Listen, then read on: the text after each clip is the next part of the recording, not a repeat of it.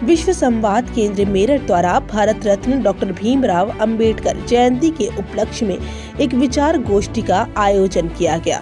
गोष्ठी का शुभारंभ मुख्य अतिथियों द्वारा डॉक्टर भीमराव अंबेडकर के चित्र पर पुष्पार्चन एवं दीप प्रज्वलन के साथ हुआ। गोष्ठी में दलित विमर्श और वास्तविकता विषय पर विचार रखते हुए मुख्य वक्ता डॉक्टर भूपेंद्र सिंह ने कहा कि बाबा साहब को समझने के लिए उनका सही और संपूर्ण अध्ययन जरूरी है।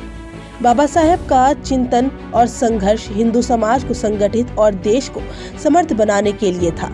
आज उनके विषय में जो हिंदू विरोधी विमर्श चलाया जाता है वो भ्रामक और असत्य है। झूठे विमर्शों का खंडन करते हुए उन्होंने कहा कि डॉक्टर साहब ने विभाजन का समर्थन करते हुए कहा था कि विभाजन के बाद धर्म के आधार पर एक एक व्यक्ति की अदला बदली होनी चाहिए।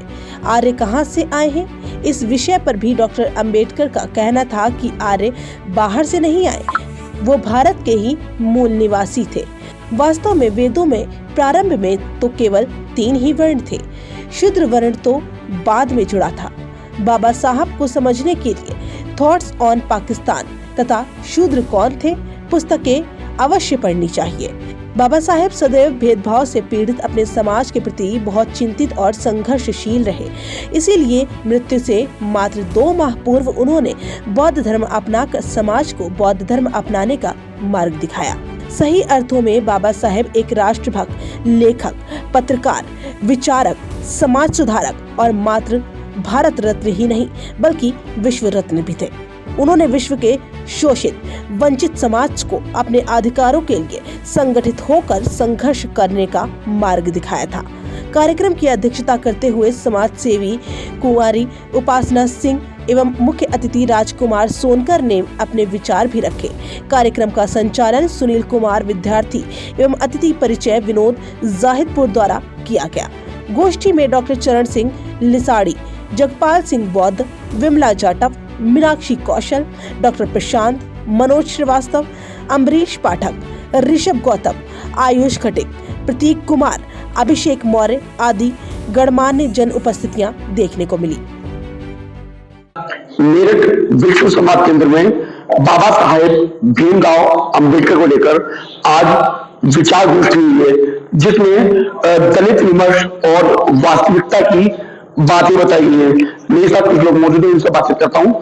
कार्यक्रम के जो संचालक हैं वो मेरे साथ हैं। मतलब क्या नाम है आपका? डॉक्टर भूपेंद्र। क्या जिम्मेदारी है कि आरएसएस के अंदर आपका? मेरे पास भाग 4 के समय समरसता प्रमुख के दायित्व है और प्रांत में प्रांत समरसता अध्येता प्रमुख। मतलब कहा जाता था कि संघ कभी भी बाबा जो भीमराव अंबेडकर है उनको नहीं मानता, उनके विचारों पर नहीं चलता। लेकिन अब देखने में आ रहा है कि संघ भी उनकी जयंती पर तरह तरह के कार्यक्रम कर रहा है, कहीं प्रसाद वितरण हो रहा है, तो कहीं समरसता के भाव से विचार गोष्ठी हुई है। क्या कहना है आपका? नहीं, संघ तो आरंभ से मना रहा है। संघ के पास प्रचार की व्यवस्था नहीं थी। संघ का ऐसा मानना होता है कि हम फोटोग्राफी नहीं करेंगे, प्रचार नहीं करेंगे, तो हम अपने कार्यालय में बाबा साहब का जन्मदिन मनाते ही थे। और बाबा साहब के जीवित रहते भी पुणे के संघ शिक्षा वर्ग में बाबा साहब को जन्मदिन के दिन बुलाया गया, तो हम तो पहले से समरसता के लिए काम कर रहे हैं, बाबा साहब के विचारों पर काम कर रहे हैं। तो किस तरीके से ये विचार गोष्ठी की गई और क्या वो बातें हैं जो लोगों को बताई गई जिससे समरसता उनके मन में वापस आए? देखिए, विचार गोष्ठी जैसा कि आपने पीछे टाइटल उसका पढ़ा, विमर्श, दलित विमर्श और वास्तविकता, तो कुछ रूमर्स हैं बाबा साहब को लेकर के कि बाबा साहब इस्लाम में जाना चाहते थे, बाबा साहब हिंदुत्व को नहीं मानते थे।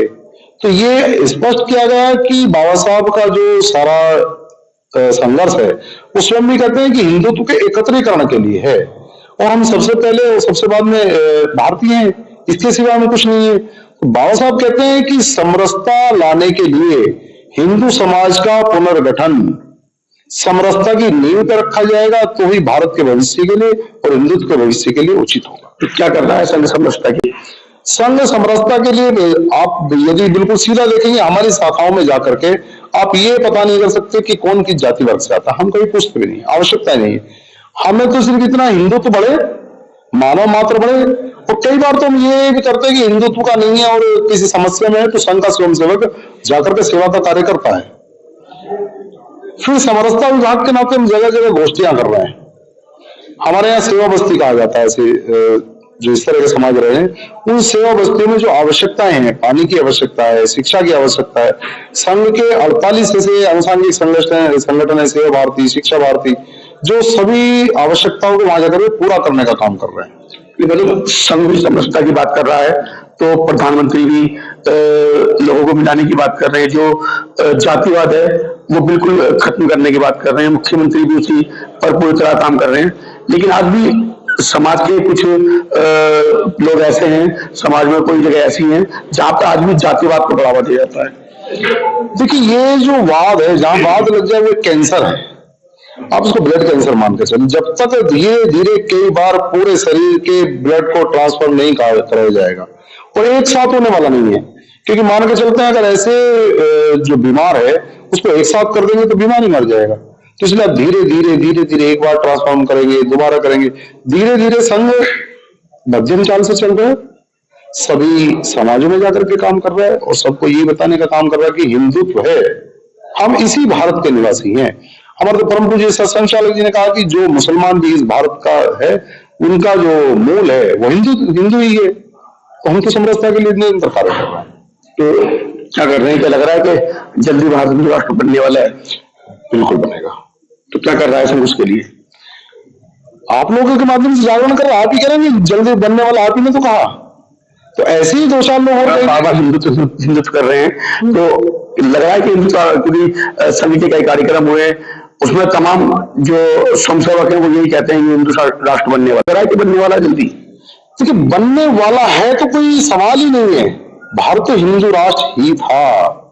आप यदि बाहर भी पढ़ें, कार्ल मार्क्स को पढ़ें, तो 1853 में खुद लिख रहा है कि ब्रिटिशियर्स भारतीय हिंदुत्व को, वो हिंदुत्व कर रहा है, वो कर रहे हैं हिंदू सोसाइटी को भ्रष्ट करने का काम कर रहे हैं। तो इसका मतलब बाहर के लोग भी हम पहले से हिंदू मान रहे हैं, तो भारत तो हिंदू ही था। हमें अपने जो हमने आवरण ओढ़ लिया था एक, उसको बस हटाने की आवश्यकता है। तो भारत तो हिंदू राष्ट्र ही है। तो कब तक घोषणा हो जाएगी इसकी? घोषणा की आवश्यकता ही नहीं है। वैसे मैंने जन्म लिया, मैं उस माँ का पुत्र हूँ, तो मुझे घोषणा करने की जरूरत नहीं है। इस माँ का पुत्र, सब जानते हैं इसी माँ का पुत्र है, तो भारत हिंदू राष्ट्र है, एक दिन घोषणा करने की आवश्यकता है ही नहीं। तो बिल्कुल बंधु जी हमारे साथ हैं, जो भाग के समरसता प्रमुख हैं, जिनका साफ तौर पर यही कहना है कि समाज को संगठित करने के लिए और समाज में समरसता पैदा करने के लिए ये कार्यक्रम किए जा रहे हैं और जगह जगह सेवा बस्ती में जाया जा रहा है। लेकिन उनका साफ तौर पर यह भी कहना है कि जो भारत है वो जल्द ही हिंदू राष्ट्र बन जाएगा, क्योंकि पहले भी था और इसकी घोषणा करने की भी कोई जरूरत नहीं है। मेरे सभी सागर के साथ लोग